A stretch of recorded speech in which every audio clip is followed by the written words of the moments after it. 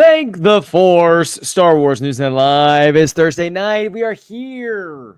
My name is Tyler, joined by Tom. No Luke this week because apparently he can only be on every other week, I guess. Come on, Luke. Let's do better here. Get your priorities straight. Anyway, but we're here.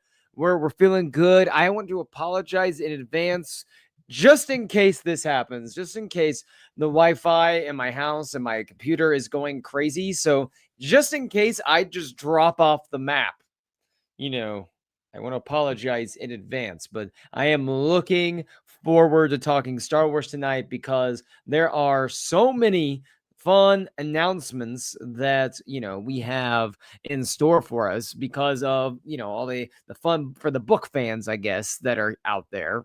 But I am excited because our main topic tonight especially is, has Lucasfilm finally embraced the sequel era? So we're going to be talking about that this evening, and with all of some of the announcements surrounding New York Comic Con, some of the upcoming films, and I thought it would be a good idea to have this discussion later, and we'll go through some of those fun announcements and some updates around the Star Wars sphere as well. But Tom, anything you'd like to mention before we get started?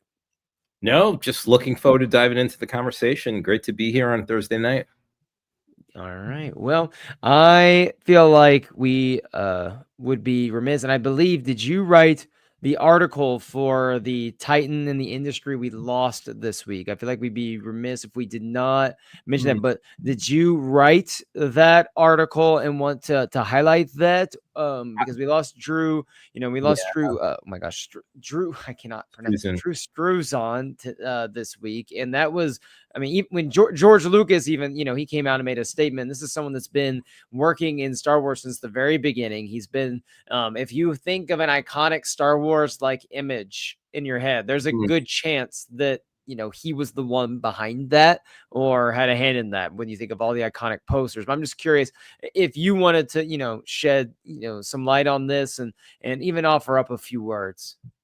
Yeah, I did not write the article. Okay. I wrote a different article this week, but it was very saddened to hear the news about Drew Struzan. I think there's so many posts coming out from different people, and I saw one by obviously Kathleen Kennedy, Steven Spielberg, George Lucas made comments, but there was a really nice one by Josh Gad, who said that, you painted my childhood, basically. So, and I was thinking of all the great, not outside of even Star Wars, some of the great poster art that Struzan made with Back to the Future and the Indiana Jones films and E.T. and the list goes on and on. I think Goonies, there's so many. There were a few people posted like kind of mosaics of his artwork. It was so beautiful. And even I know he didn't do the original Star Wars trilogy posters until the special edition, I believe. But those are gorgeous. The New Hope one I actually have up in my room, and just very sad because I feel like that kind of poster art is kind of no pun intended, but a lost art these days. Right. See a lot of it, and in the day where AI image generation is so ubiquitous, to see someone that crafted these by hands, it was just so impressive. If you look at his body of work, from the Muppets to Spielberg films to the Star Wars films, I think one of my favorites is his Phantom Menace poster. I think that one stands out really. It's a beautiful composition and the artwork. So yeah, he'll be greatly missed.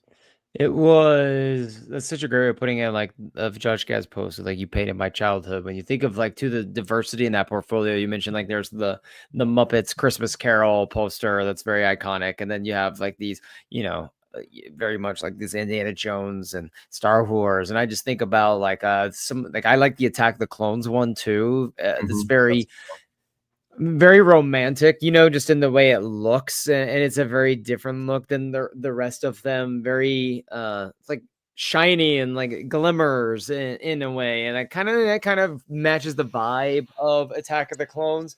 And I think about, I always call it like the floating heads. Is the era that we're in right now, where it's like we have to get as many people's faces on these posters as possible nowadays. And I feel like you mentioned this, like the artistry of movie posters seems to be lost in a lot of respects, and it's all about just putting as many things on there as you can, when you don't have to do that all the time. Like, and there's a certain weight that certain movie posters have. And I think about like some of the classic Star Wars posters that were just so beautifully done. Instead of got like, sometimes now it's like, all right, this person here, we're gonna match this person here, which is why like when the Mandalorian and Grogu poster came out, and it felt very retro, it felt very different than what we've been getting in posters. It felt almost like a throwback poster to what we might have gotten, 20, 30, 40 years ago, which is why I thought I enjoyed it so much more. Right. It's, losing someone that,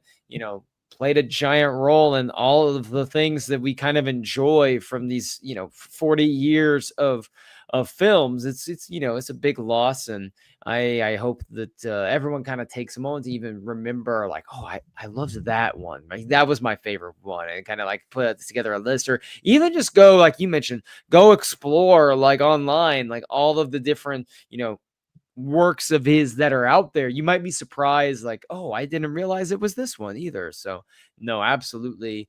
Yeah, best wishes and thoughts going out to like his friends, close family, whoever they may be. But yeah, that was some tough, some sad Star Wars news week. But we continue, we push on, and here we are. We got some fun things to talk about this evening. But first, Tom, of course, it wouldn't be a Thursday night without a fun game to get us started. Are you ready for this fun game that you have no idea what it is? Go for it. All right, Tom. I have five. Wait, 1, 2, 3, 4. Yes, I have five Star Wars quotes, specifically from movies. Okay. And your job, I'm going to put it on the screen. Your job is pretty simple. All you got to do is tell me who said the quote. That's all you gotta do, is just tell me who it is. And some of these I feel like super easy. Like, you should be able, like, we should get these. Some of them I'm like one of them I'm like, that one might be a little more difficult. So we'll see. Maybe I'm setting you up for failure, or maybe I'm like setting the bar too low, and you're like gonna be like, oh well, come on, give me some more difficult ones. So we're gonna go here. Fan. We'll see. All right, first one right here. Congratulations, you are being rescued. That would be K2SO. Nailed it. Yes, nailed it. Okay, that was the warm-up. Don't call me a mindless philosopher, you overweight glob of grease. Okay, that would be C-3PO in A New Hope, I believe. Yes, yeah, okay. definitely A New Hope. The belonging you seek is not behind you, it's ahead. Okay, Maz Kanata in The Force Awakens. Yeah, okay, this is going way faster than I thought. That one might take you like a half a second. I'm responsible these days. It's the price you pay for being successful. Okay, that would be Lando in Empire Strikes Back. Yes. All right. I'm gonna step it up a notch next week. I'm gonna do this again. I'm gonna pick harder ones because Did I get them all? Is that it? No, I have one more. One more. Okay, let's see. Have you ever tried to disinvite a Wookiee to anything? Bad idea. All right. That was the character. Oh gosh, his name escapes me.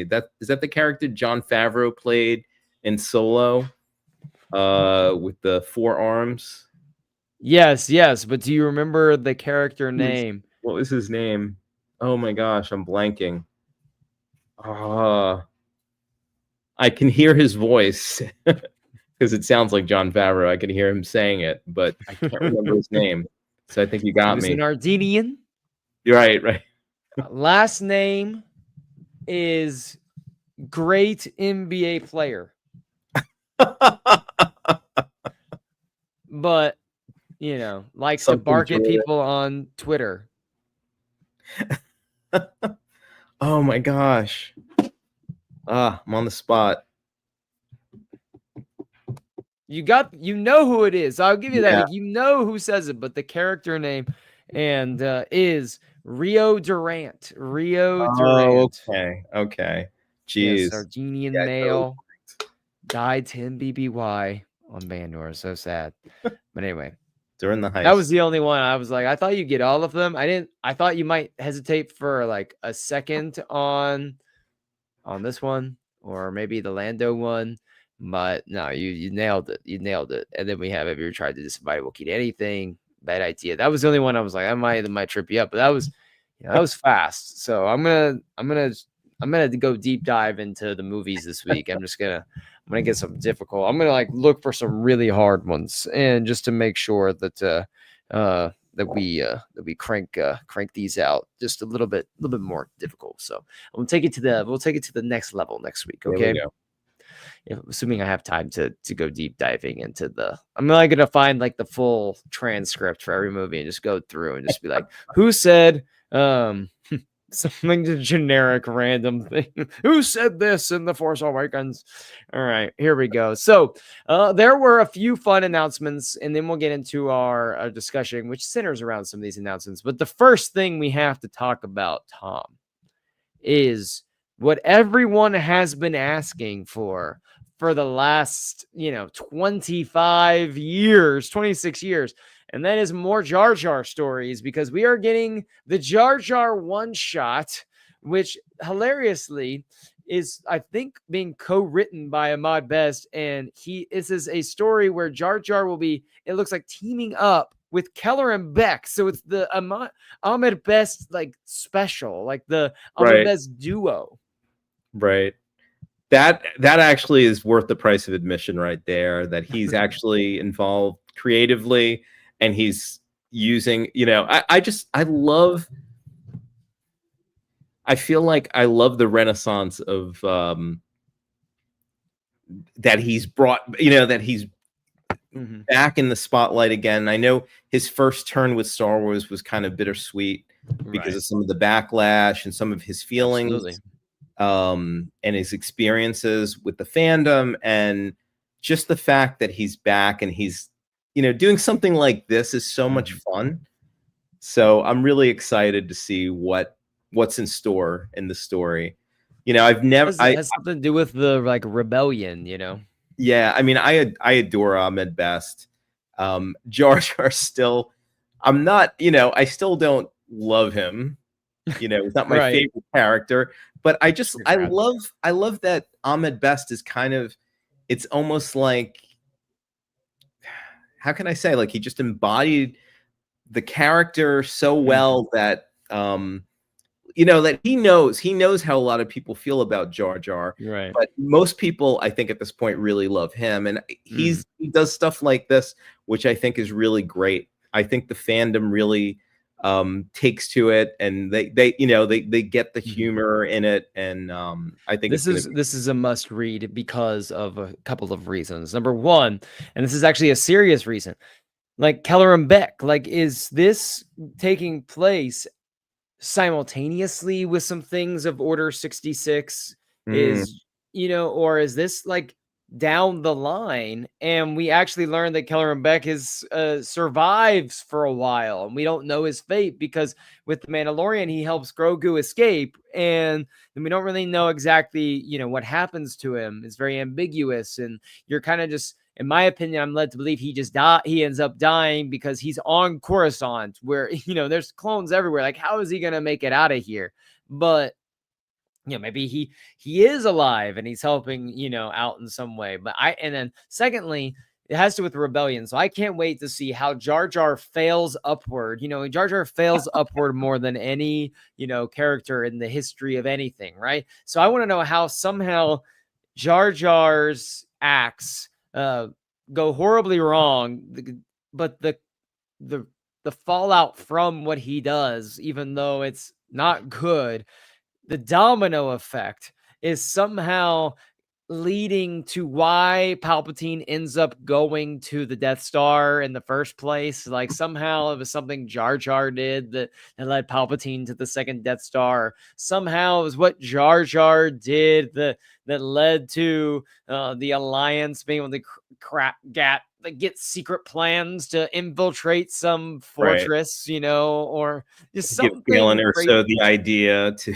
put Yeah, a week. it like It gives would be Galen really the idea. great.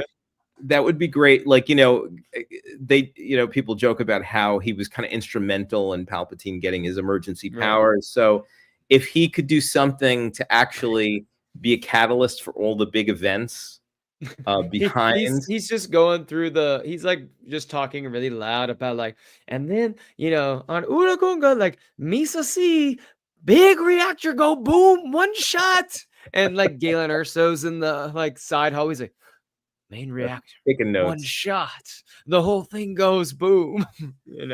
Just something stupid like that. I'd be totally fine with it, honestly. Like I don't even care. That'd be great. And the comic, I feel like, is the best place for this because they could just really have fun with it. Yeah.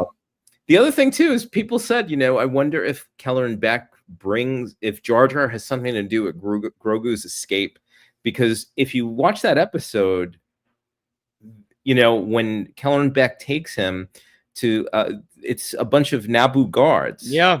There at the landing strip. So I don't know, who knows if there's They had this in mind all along, Tom. All along, they're like, just wait till that Jar Jar comic comes out in 2026, and everyone knows that they were instrumental. Jar Jar was the one who made sure that Grogu survives, and that's who he's just waiting to be reunited with Jar Jar, the Mandalorian, and Grogu. Like they're gonna go give a big hug, whenever it happens. But no, anyway, but that actually it will be low-key, I'll be excited. It'll be like a fun read to check out. And then another fun announcement before we get into the main, stuff here was the High Republic lives. It's only been gone for a few months, Tom, but we're back. And we have Star Wars, the High Republic Adventures from Dark Horse, which are my favorite comics for the High Republic, like what they were able to do. And we have Pathfinders, which is going to be set 25 years after the events of the main High Republic story that we just wrapped up.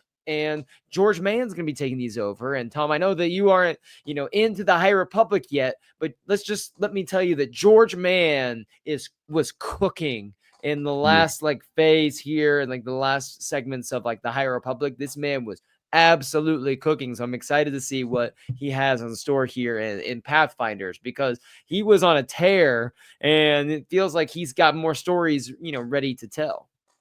Right. I saw that and I thought of you immediately. I said, Tyler's going to be excited about this. So I'm like, awesome. Oh my goodness. And it's 25 years. So it's perfect timeline because all the human characters that we know are still around. And obviously a lot of the alien characters that we know could still be around. So I'm excited to see, who, I'm not going to say any names just in case some people are a little behind, and haven't, finished everything yet with the High Republic. But I'm excited to see certain people who may or may not be able to be a part of this, initiative here. So that's something I'm really looking forward to.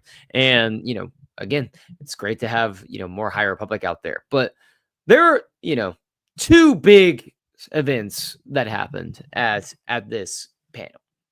And, Charles Soule talked about, some potential things he might want to do. He mentioned Legacy of Vader. They talked about the Last Order real quick. But there were, two really big things in this panel. And we're going to hit on the first one here. And it was, I'll just put them both on the screen there. And it's Eyes Like Stars and then the Star Wars Legacy book.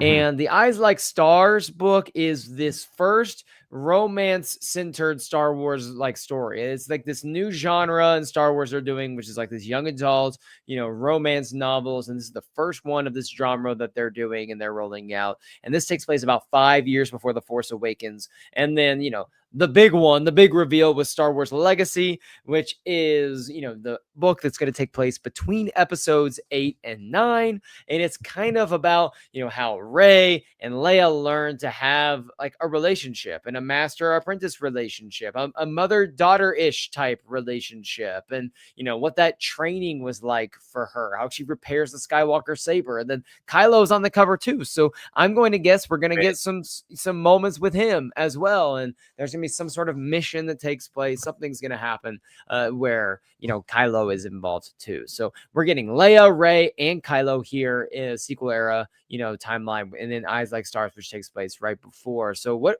were your first thoughts? Like, were you excited about these books without going too much into our main discussion? Yes, very excited. Actually, I wrote the article about the author for Legacy and how she talked about how obsessed she was with Leia growing up and how she really wanted to see more. She wanted more out of that relationship between her and Rey, and especially delving into Rey's training, which is something I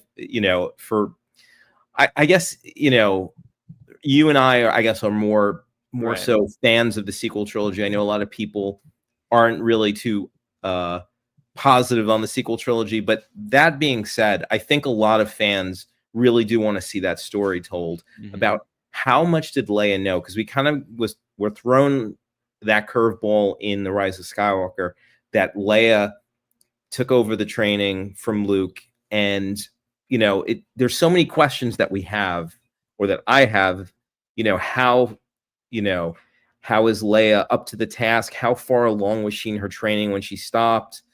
Things like that.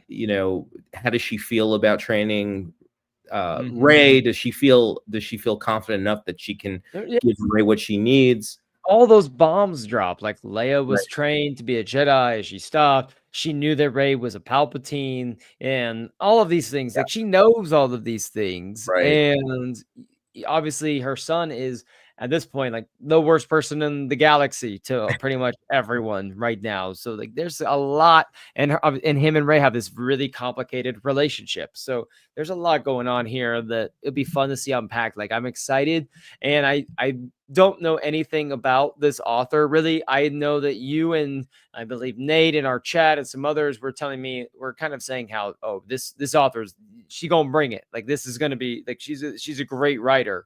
So I'm excited to see what they bring to the table, because for the opportunity here for a absolutely killer Star Wars book is right there, because you have really the final era, the final moments of Princess Leia. I mean, this is her final act, right? Like, this is her third act in Star Wars, when she's training Rey to be the hero that she needs, and this is all leading up to her final sacrifice to reach Ben one last time. And this is kind of the beginning of that. So I'm excited to see like her inner monologue is like, what is her headspace like? And then you have Rey, who is a part of this, and this is the first novel. I mean, there's Resistance Reborn, which was okay, I guess, but this one feels like this is the meat and potatoes sequel book that people have been wanting. And like you said about sequel fans, like we'll talk about that here in a minute. Yeah, Madeline Rue, who's the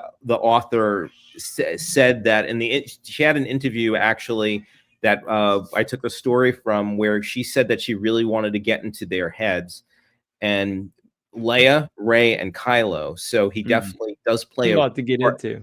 And when you think about it, and it was hard to, I guess, sometimes when you're watching the movies, things like that, there was a lot that happened plot-wise, I guess, in Rise of Skywalker.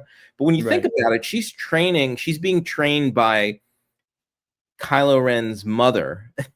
And it's almost like this strange bond, that's, and the author even says, at first it's like really awkward and, strange as far as the relationship goes. And she's kind of training Rey to be able to stand up against him. So but I know in her heart, she wants him to return to the light side. So I never really gave much thought to that dynamic. So that should be really interesting. I think it's going to be really when you think about all the baggage that Rey even has about Kylo coming into it. It's not just what everyone knows about Kylo. She like knows this other side of, she knows Ben to some degree. Like, she got to talk with Ben and not necessarily Kylo at times, for whatever that's worth. And so like, it is weird when you think about it that way. And it's going to be fun to kind of dive into that relationship, because they don't know each other like at all. Rey and Leia, like Rey has a reverence for Leia, for sure. But I'm also going to imagine that Rey's not. She might be hesitant to just open herself right up to Leia right away, knowing that who Leia is, and not in the same way that maybe she did for Luke. And so, and then she might even be a little turned off by how Luke responded to her, even if she was, Right. maybe proud of, what happened with Luke at the end and how he, came and helped them out. But at the same time, I doubt that experience there on Ong2 was just so great for her, because she probably felt let down in many ways. So, but yeah. It makes you kind of sad that Carrie Fisher, I mean, obviously that she's gone, but that she passed away when she did. Because I wonder what she would have brought to Rise of Skywalker or whatever. Who knows if she didn't pass away, maybe it would have been a completely different movie. And maybe I'm sure it would have been, directed by because Colin Trevorrow. So not that I'm gonna play that game. Oh, it would have been better, what this or that. They talk about many times how, Han 7 was Han's, 8 was Luke's, and 9 was supposed to be, Leia's. And we never, and unfortunately we never were able to see that, play out. So I'm hoping, there's always, and especially with the passing of Carrie Fisher, and I want to be careful how I say this, but like there is a certain reverence that I have for Princess Leia books that are coming out like post Carrie Fisher's death. And there's a certain reverence I have for like that character and how she's written and how I expect her to be written. And there's this almost, it's like a spiritual thing, almost like this holistic. When I'm reading like when Princess and the Scoundrel came out by Beth Revis, and this is a big time Princess Leia book, and this was a few years ago, I was so hesitant and did not think this was going to be great going in. I'm like, this is Princess Leia we're talking about, and the only person in modern times for Star Wars writing that I felt like has really captured the essence of Princess Leia was Claudia Gray when she wrote Bloodline. Right. And this book, I was very pleasantly surprised. And I loved the way that, Leia was written, because I think with how sudden and in surprising everyone was when the Carrie news dropped, it's like when we get more Princess Leia stories, I'm like, this better be good. Like, you better have captured. And Princess Leia, I think, is the most difficult of the big three to write, because you can't be too like hard. Like, she's so like, like hard nosed and almost like stubborn, but and sassy, and gives it to you, like, but you can't go too far that way, because there is a very sweet tenderness, caring, thoughtful part of Leia, but she's also such an intellect, and she's so incredibly intellectual while also being like this force of nature. It's like it's like writing Anakin and Padme, mixed into one force of good. And that's incredibly difficult to capture that balance of all of those. Like in Bloodline, when Claudia Gray is able to have these scenes where Leia is just delivering the words to people, just letting them have it. But then there's also these moments in the book where she's like super vulnerable, having these conversations with I forget the name of the other senator, about like how Darth Vader, how much she hated Darth Vader, and all of that. So I'm really excited for Star Wars Legacy, but I do go in with, reservations, because it's there's Princess Leia's involved. And if that's one of those aspects where if you can maybe a little off on other characters, but it's Princess Leia is one of those characters where if it's off, it feels off, and it just feels so much more magnified to me.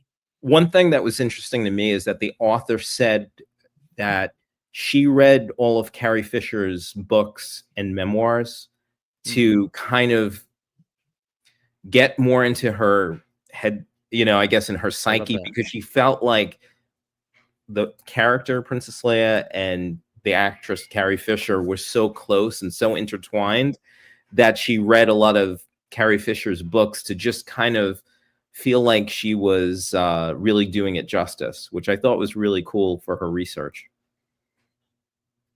I'm happy to hear that. I'm happy to hear that. That's really important. I I still remember, and then of course now we're reminiscing about Carrie Fisher. I don't even know if we've talked about this. Do you remember where you were like when you heard like the Carrie Fisher news? Yeah, it was devastating. I think it was like around Christmas time, and I knew that she was at that point she was not doing well. Mm-hmm. But I thought she was going to be okay. I says, okay, she's she at this point, like there was no really news coming out, so I'm Yeah. kind of an optimistic type person. And then my wife told me, and I just was like, it was like losing a childhood friend. It was really devastating. And the sad part too is that we were in the middle of this new trilogy where she was making her comeback, and yeah, it was pretty devastating. I remember it very, very clearly. I remember I was driving, I was working like a basketball like type thing, and I was driving home, and like this is one of those where at the time, like I wasn't right now. I feel like I'm so like in the know on Star Wars. I'm looking up everything, or I'm like, or just in general, like I'm way more on social media now than at the time. I was not really on social media at all. I was very unplugged at that point in my life. And so I was like late to hearing a lot of things unless it involved like sports and my sports teams. And so I remember I was just listening to the radio when I was driving, and they like paused the radio to make this, and I don't know if this was like this is the breaking news, or if this was like, they were recurring this, message again because of, how many people this would, impact. And I just remember doing that. And I was like, I cried like on the way, like back because of just like the impact of that. And I think that was like the first time like in my life, this is 2016 was, it was like 9 years. I was like 19 years old. And this is like, it was like the first time I think that one of my, like my childhood, like idols, those icons and, those, you think of like the people you never meet, but they have a profound role in like shaping your life, like this was the first time that one of those people like had died. And Star Wars obviously is what I love the most, out here. And as I will never forget that. And that like completely changed how I, felt in regard to anything that happened, like with that character specifically, of course. But yeah, so I hope this book really captures, the essence of Princess Leia. And like, I love this comment here by RG where he says like Bloodlines was so good, it felt like he actually learned more about her character in the new era in that book, and she actually had character growth in it. And so you mentioned all of the like bombshells that are dropped in Rise of Skywalker about Leia. I hope that we get that character growth in this book of really what was behind the choices that she made, and and why she made them, and how that helped her forge parts of the resistance, how she leads the resistance. I would love to kind of see not only like some gaps filled in for this time, but an expansion on one of the best characters in the history of the franchise. Right. Yeah, I definitely agree. So I think it's good. I hope that this book, I don't want to pin every expectation on it, but I hope that this book just gives her that space that unfortunately we couldn't see on film. Absolutely. Because they and I people are very mixed on her appearance in Rise of Skywalker. I think that they did the best with what they had at the moment. I mean, you could have recast her, but it would have been difficult in the middle of a trilogy like that. There's just no way I think you could have even recast it at that point. I mean, I think it's just like they did the best they could. They did the best they could with what they had at the moment, but yeah, it was very obviously devastating in real life, but it was sad that they couldn't really complete or give her more of a complete story just because it was impossible at that moment. But absolutely. I hope this adds to it. I hope, and we're going to continue this discussion now. I hope that these upcoming books and movies are Yeah. going to help the sequel trilogy get better in its acceptance, just how Clone Wars and some of the prequel era media has helped the prequel. Absolutely. So Absolutely. Which like leads us into our main discussion tonight for the last, half hour here is has Lucasfilm embraced the sequel era? And the reason this, came on, you know, our minds is because, we have these two books that were dropped at New York City Comic Con, and this one is a sequel era book. You had the Eyes Like Stars book, the young adult romance book, which takes place 5 years before, the Rise or the Force Awakens. We have Star Wars Starfighter, which isn't necessarily I wouldn't necessarily say it's sequel era, but it's 5 years after the Rise of Skywalker. So we're still close enough technically, in yeah. that ballpark. It's not like we're going back to revisit something we've already done or going back all the way in the timeline to something people are more familiar with, like the Old Republic or something, right? This is something brand new, but still forging forward and blazing that path that the sequel trilogy, kind of set for us. And I'm just curious. We have, and of course, I mentioned we have The Last Order that's coming out, which is another book that's taking place. It comes out next week, and I'm in the middle of reading it right now. And that's a book that, is again right after The Rise of Skywalker. And so the really question is are we at a point now where Lucasfilm is starting to say, hey, we're going to start really diving into this era with these characters. It's been long enough. It's overdue. And we're going to start giving the stories that, enhance aspects of the sequels, filling gaps here and there. And we're going to expand upon it in a way that is beneficial and exciting for fans of the sequel trilogy that have been waiting for stuff like this, but also for, we're 10 years removed now from when The Force Awakens came out. So some of the younger audiences that are coming up being sequel fans to step into their own. But I also have, there's also like the devil's advocate in me that can push you against this pretty easily. But I'm curious just on your overall thoughts on this question to begin, Tom, and then we can kind of dissect it from like different angles here. Yeah, I mean, I think the question is a little maybe misleading. I think they've always embraced the sequel era, but I think they're starting to be okay with how can I say this? I think they're really starting to double down on, okay, we're going to just start pushing out the media in this time period. It was almost like there was a backlash by some parts of fandom against it, that they didn't want to, to them, they didn't want to, they pretended it didn't exist in a way. Yeah.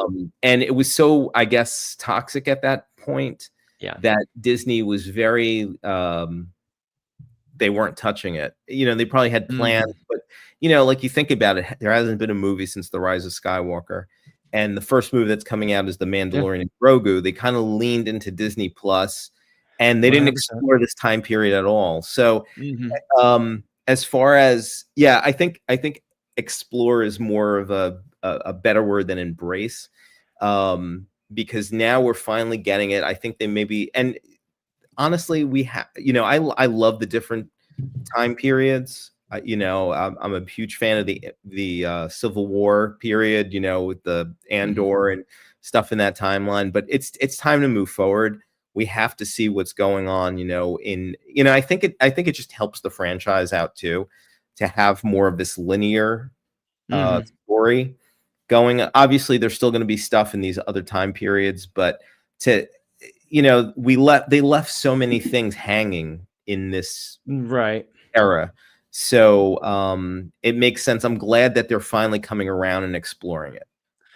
So here's why I don't think it's like necessarily the wrong question to ask. And I'm not saying, because of course they have quote unquote embraced it by, they made the 3 movies. And but Star Wars, they made Star Wars Resistance, the animated show, and it it's not him in any way. Like, it's not it. And it's fine. Like, it is, I accept it for what it is. But again, they gave it to they canceled they ended that thing after its second season. Like they didn't even try to push forward even. It's like, oh, I don't know. Like let's pull back on the sequel. There has been nothing. Like Right. they have not done anything with the sequel era. I mean, outside of some comics here or there. And you know how like the comic audience is, and some of those were like, here's the backstory of Poe, like nothing really like the backstory of Kylo. Like, we're not necessarily going to give you like things taking place right in the heart of those three movies, or but they kind of like gave you some comic backstories. And we know how often they will go and kind of change up some comics. Like a lot of times, if they come out with like a hard novel, they're not going to go back and change any things with these novels. But the comics, they've pretty much said it like, yeah, well, we might, flirt around with that. I mean, in Andor, they completely changed the the meanings of like K2SO and Cassian, and they've changed some things in like Mandalorian from some stuff that had happened before. So that's definitely a place. They've had Resistance Reborn, which was like a book that they put out, but really nothing else. And then everything they've put out since has been very, Mandoverse centric, which I don't find to be sequel era because they're really not. I Right. thought they might hint more at what happens in the sequels, but it's like they're almost not intentionally not saying anything. Like the First Order hasn't been mentioned at all, or anything that could be the First Order hasn't really been mentioned outside of this is just the Imperial Remnant and Imperial Warlords. And all of this too, coupled with the fact right here, this should have been the easiest movie for them to get going, because you have the star of the movie and Daisy Ridley ready to come back. She is super excited, wants to be a part of this. This is the most recognizable character in Star Wars right now for like the future of Star Wars. Not like saying that Rey's more recognizable than like Luke Skywalker or Darth Vader. I just mean like for the future of, Star Wars movies and what you're planning on doing. Like this is your number one most marketable character right here, that and the actress who wants to come back and play this, and you cannot get this up and going at all. But suddenly you're coming in and you got the Mando Grogu movie, you got Starfighter, boom, we're pushing that up. And I'm not saying it's entirely because they're not wanting the sequel content, they're afraid of this, but I'm sorry, if they really wanted to get that movie going, they would find a way to get the right people in place to do this. Like that's something that they would need to do. And and it comes back to sometimes like figures and like merch, and there's just not as much for the sequel area. I don't see it out there as much as they push some of these other, items that they have. And I think that The Last Jedi completely changed the fundamental way that they operate. And we're starting to have new people come in. There's gonna be new, fresh faces making some decisions, but fundamentally, it changed how they operated. They were scared. They tried to change the playbook up. They were playing it safe, and I think that it's safe to say that maybe now they're starting to slowly, turn that around. Did you, when you heard that Star Wars Legacy, the book, was coming out, did a sequel era book cross your mind? Not at all.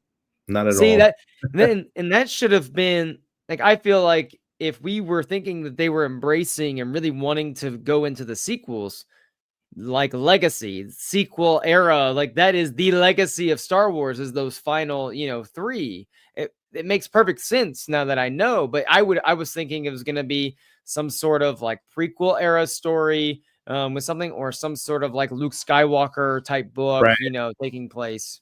I thought they were going. Oh, now I hoped it would be something that would reach into the sequel era, because I want to see where some of these stories are going to pay off. But regardless of what people think of the sequel trilogy, I'm curious about what's going on in that era. And when I heard it announced, I thought it was going to be a core character like Luke or Han, like, and how that affected. It could have been later than the like I said, the Galactic Civil War period into the Mando New Republic era. But I didn't think, I wanted it, but I didn't think they would do it, and especially centered around Leia and Rey. Like I think is really cool. I'm really excited about that book.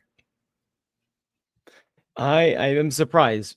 And here are some things that like I think that we are starting to enter into that time because if you're dropping, this is your publishing initiative for next year. They have the Reign of the Empire, trilogy that they're doing. Like Mask of Fear came out, this last year. I think the second one by I think it's like Rebecca Roanhorse, like that comes out next spring.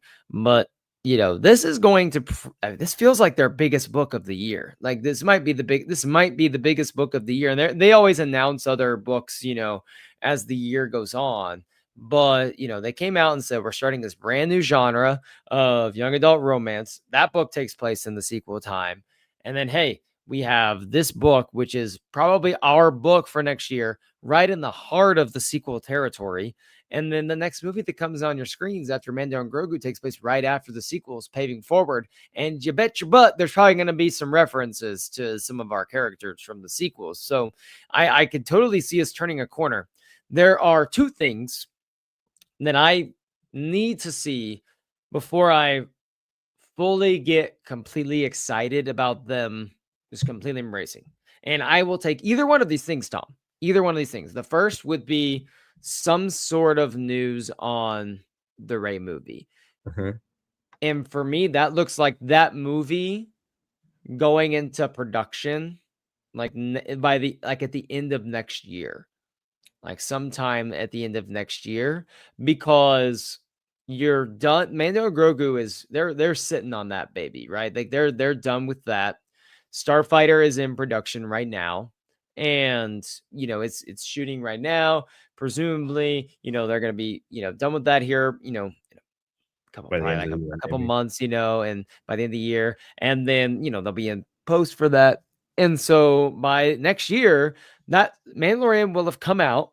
I hope it does well. Star Wars will, have some goodwill. That gives them a full year and a half to figure out the right thing from the last update we got, which was at the beginning of this year about the new writer that had just taken over to kind of finish off, Stephen Knight's script.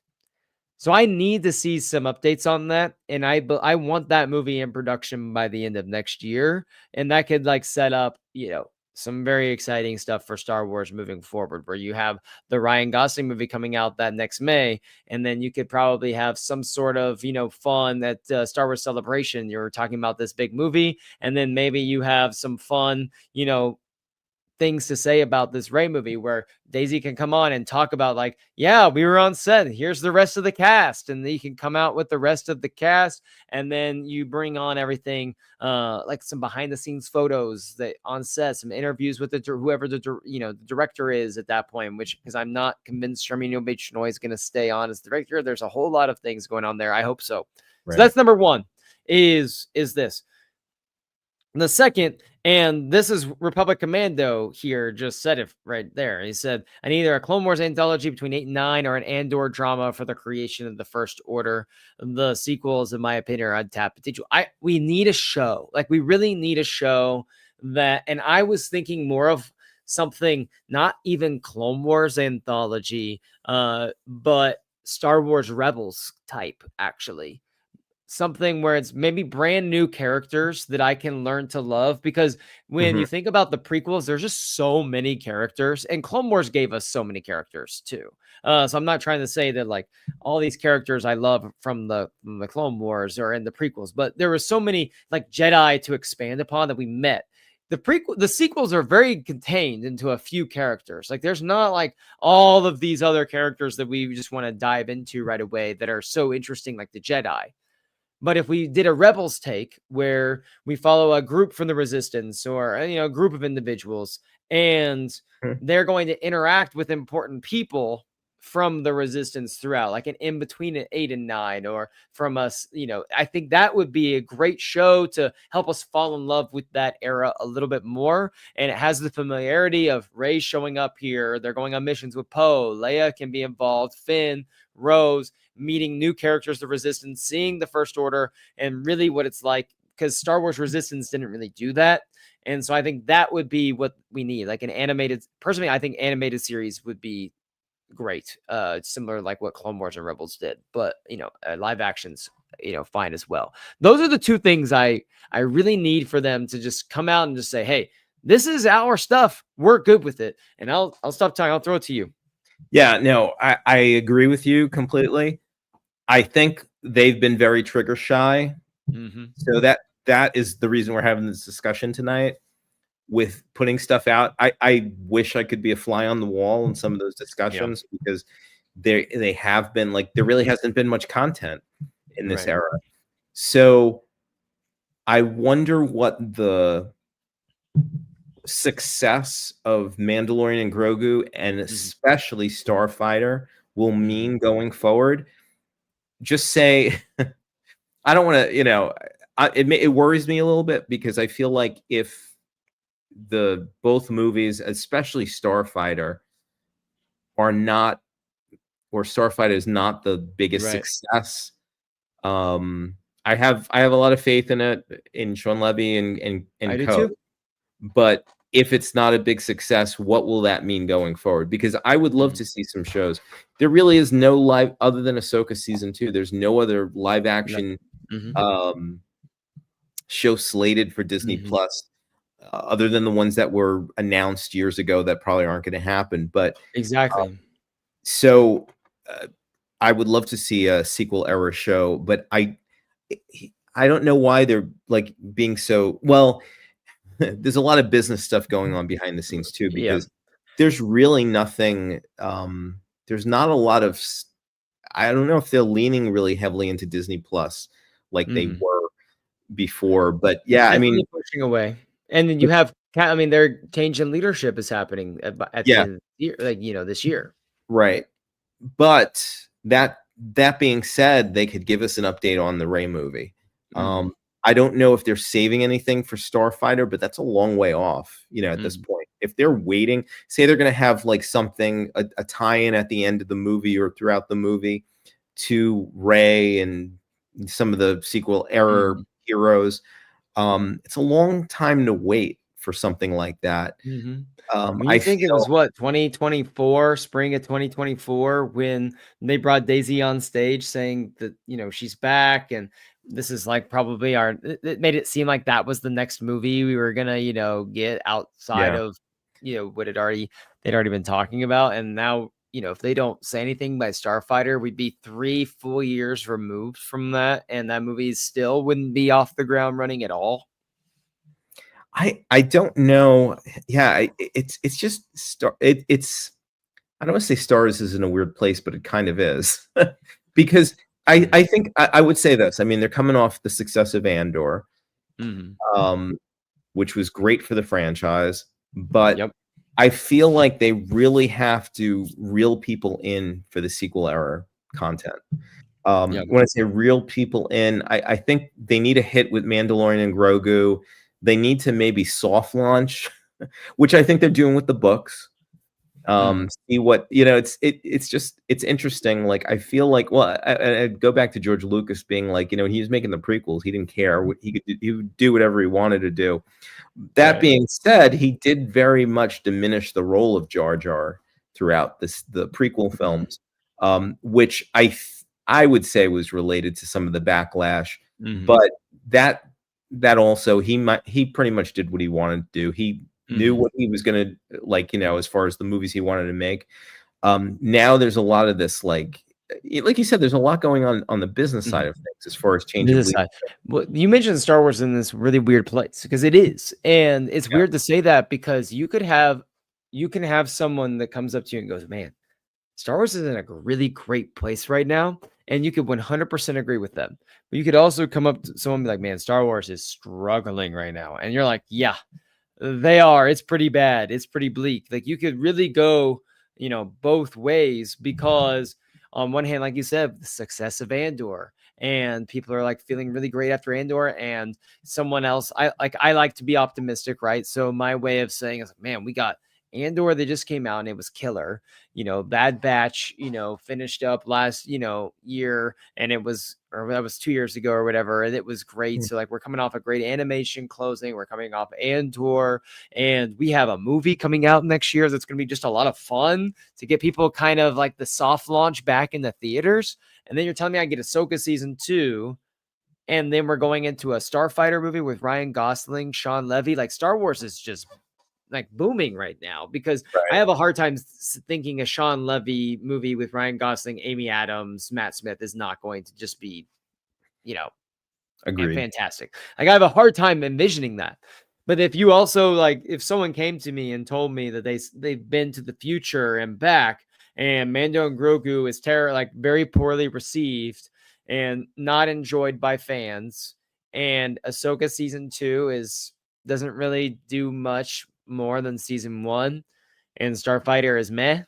Like I wouldn't tell them like you're crazy. And at that point, if some of those dominoes start to fall, you start to think, not is this the end of Star Wars, but what actually realistically do they do at that point? And like that's the rabbit hole I don't ever want to go down because I'm very confident in like some of these projects. But again, like you said, the success of Mandalorian and Grogu, I think it's gonna be more important than maybe what we want to say, because that's the movies. Like Ahsoka season 2 is gonna come and go, and I don't think anything that happens with Ahsoka season 2 is really gonna impact what they choose to do afterwards, outside of maybe what Filoni has going on with his own movie. But Mandalorian and Grogu, I mean, if that thing flops hard, they're probably rethinking a lot of things. But on the flip side of that, if it comes out and, everyone loves it and goes see it multiple times and it makes $800 million, they're going to be like, oh yeah, let's go cash the checks. Let's get Star Wars back. We're booming again. It's just funny. It's like, is Star Wars in a weird place, or is fandom in a weird place now?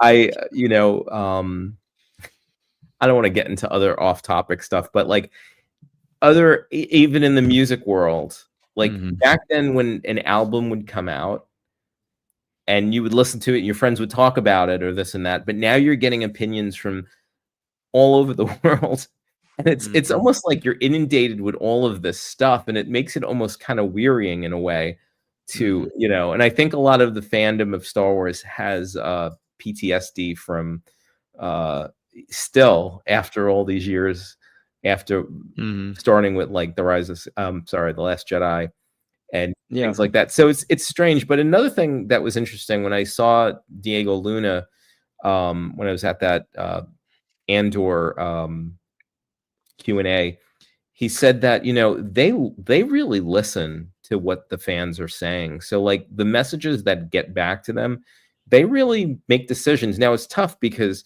I hope they're not listening to what some of the fans are saying.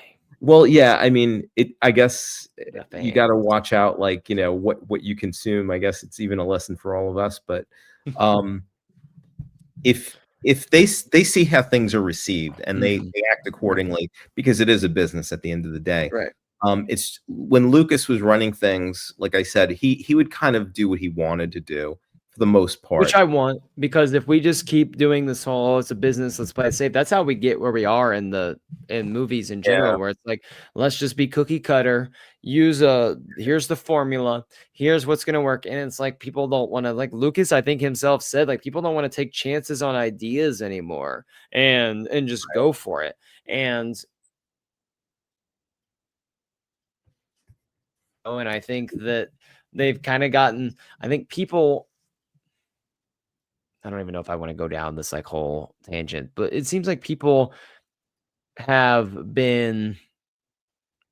say, I think, that they want big swings, take chances, expand upon the lore, give me a unique Star Wars story I haven't seen.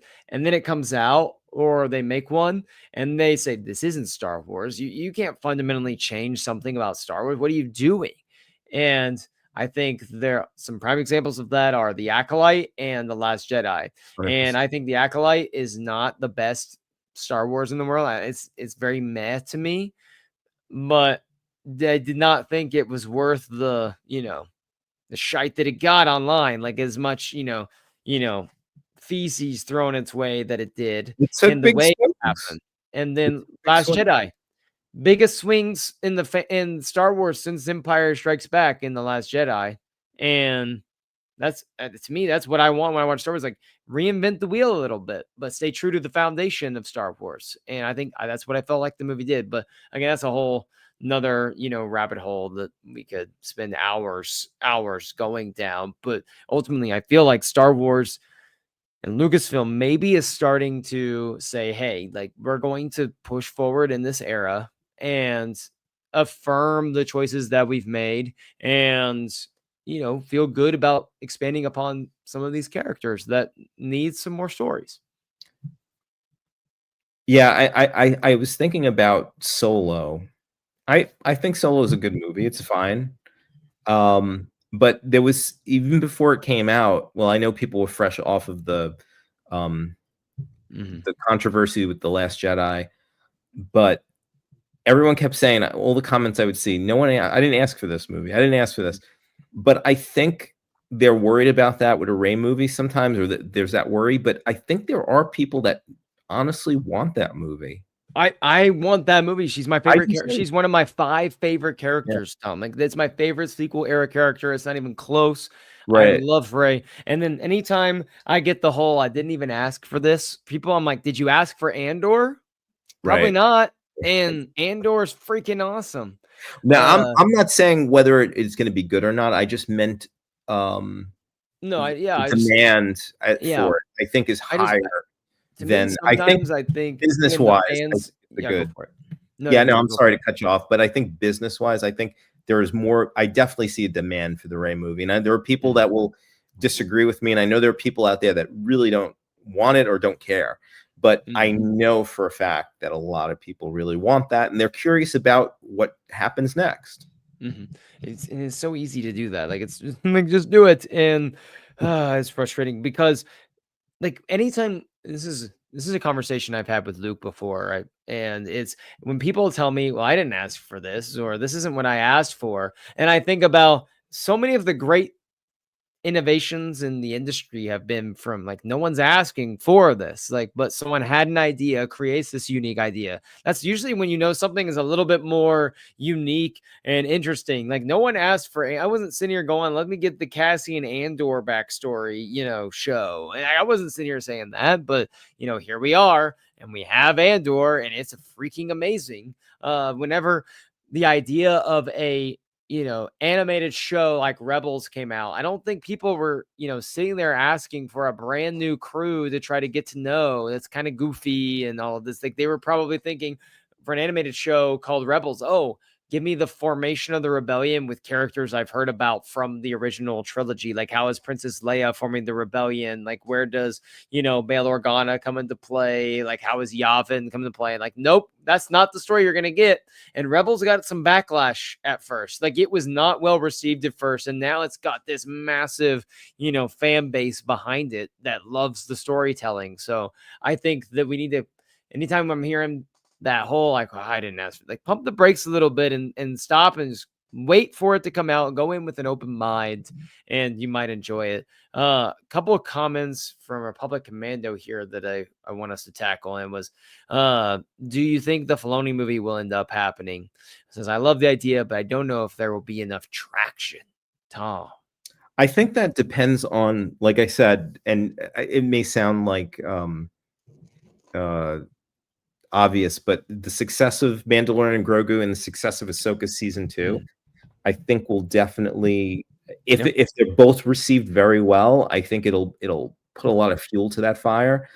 I would love to see it, just off of what I know today of what's going on. I want to see it. I think that he could really, he could do something special with it. But if both Mandalorian and Grogu or if one of them isn't received well, especially Ahsoka, because it'll be like the last, I think, before his movie, it's up in the air. I don't know what Lucasfilm will do if they don't see that there's a demand for it. That's mostly. Well, here's the thing, though. Yeah, he was the president of Lucasfilm soon. That's true. Like, it's one of those where some people it's whichever way you want to spin it, like, go for it. Because if you want to say that, oh, he's going to be like on the president of the creative side or everything, he might not really have the capacity to go direct a movie because he's doing all these other things now. Or you could be like, hey, he's one of the head hunch. He's like in charge now. So if he wants to make the movie, he can go and find a way to make the movie, probably, you know, one of those things. So like, but I do think a lot of it depends on Ahsoka season 2, how Mando and Grogu's received, because if it's supposed to be some culmination event, and you know, like I said, Mando and Grogu is that soft launch to Star Wars, but it also is in a way a soft launch to, hey, well, people go to the theaters for a movie based on a streaming show for Star Wars. You know, that's going to be interesting to see. That's going to be interesting to see. But getting back to it, I don't think Filoni is told no a lot at Lucasfilm, so we'll see what happens. And yeah, I mean, his show Ahsoka is the only thing that's on the docket right now for live action shows on Star Wars Disney Plus. So I'm curious when they drop some more nuggets on what's next. I'm curious because they have something cooking there. Like they know they have something in the works, and it's odd that we haven't even heard a rumor really, like a substantial one.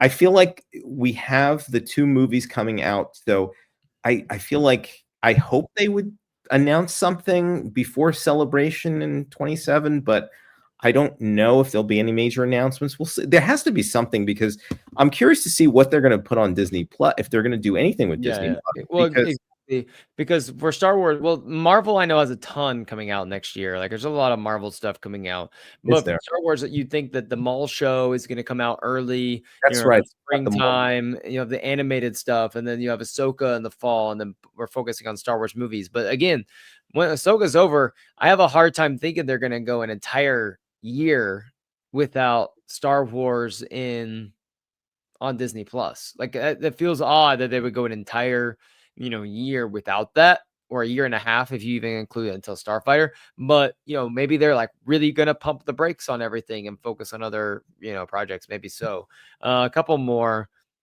Dawn of the Jedi needs to be that new, fresh, bold thing, is what Republic Commando says. Which I've been all in on the Dawn of the Jedi movie from Mangold from the beginning. Like I just think that one would be just epic if we're ever really able to get it.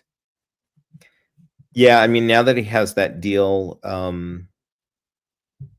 don't know. He said it wasn't gonna impact anything. Like I saw where he said it wasn't gonna change anything. Yeah, I mean, I assume if he's gonna make that movie, it's not gonna be. We're not gonna see it for a while anyway. Right.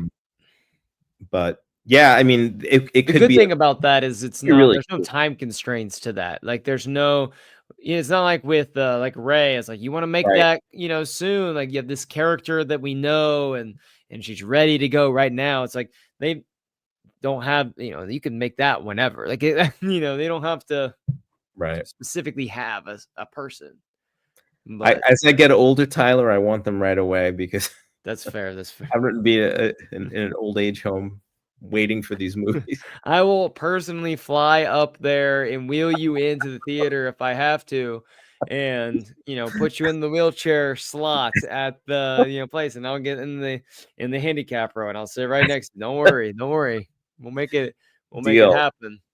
It's like no one really asked. This comment was no one really asked for the Clone Wars during a time when hating the prequels was a part of the culture, but now that's agreed to be this Star Wars classic, and we're 20-ish years removed from the end of the Clone Wars, or like when the Clone Wars was coming out. So we're 10 years removed from the beginning of the prequel. So we're like in that time where it's perfectly fine for these things to happen. I think the biggest thing for Star Wars is just getting young people invested in Star Wars again, which surprising. My 6th graders, I have a ton of 6th graders that like Star Wars, which I am excited about. It's like I've always wondered my 8th graders aren't as into it, but sometimes I wonder, is it more of they're very much like trying to be too cool for school sort of thing. You know what I'm saying? Like I don't want to let it, that I like Star Wars, versus 6th grade. They're very much still like, oh, I love this. I love that. RG says we need a clear vision for the character and story ahead. I said it before, but they need a High Republic style initiative that plays through all media moving forward and just give us a direction. What do you think about this one, Tom? I think this is like a possible controversial one, and in a sense of the idea is great, but does that make sense for Star Wars? I'm sorry, I was reading the comments. You meant Oh, sorry. like a High Republic style initiative? Yeah, Or where it plays through all media moving forward, where you have, a very clear story. Let's say, this new Jedi Order with Rey, and you have books that are centering around it. You have, a series of like a trilogy of movies that's, coming out, and these books that fill in, things between each film, and you're building towards, an epic conclusion sort of thing.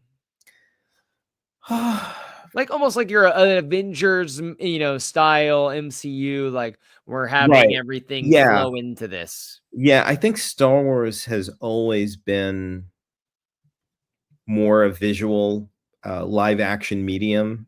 And Mhm. I include the animated shows, but I'm trying to think them to get people excited. I would love one of the things that is, I guess, one of the disadvantages right now that they have, Mhm. one of the obstacles to overcome is that they keep jumping time periods with a lot of the content. And I think that's confusing um, to the normal average fans. Mhm. I've had friends that aren't, as crazy as we are. They're not watching this right now, but they, I remember after The Force Awakens came out, they were like confused with Rogue One.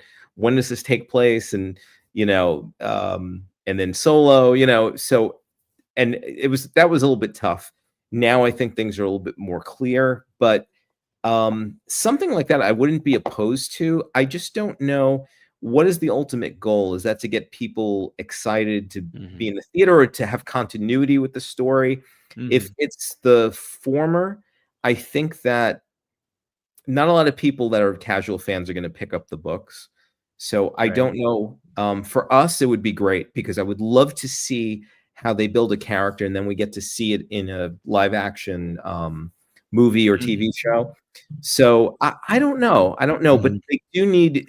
I I, think it's more that of might not be the they but need to pack more punches with their yeah, because I think the beauty of having this like Star Wars canon and it's all flowing through one place is great, but the loss is that sometimes they're afraid to tell big stories in non movies or a TV show because they don't ever right, want to tell something that they might want to hit at in the future, which makes a lot of times the books just feel like gap fillers without a lot of meat to them.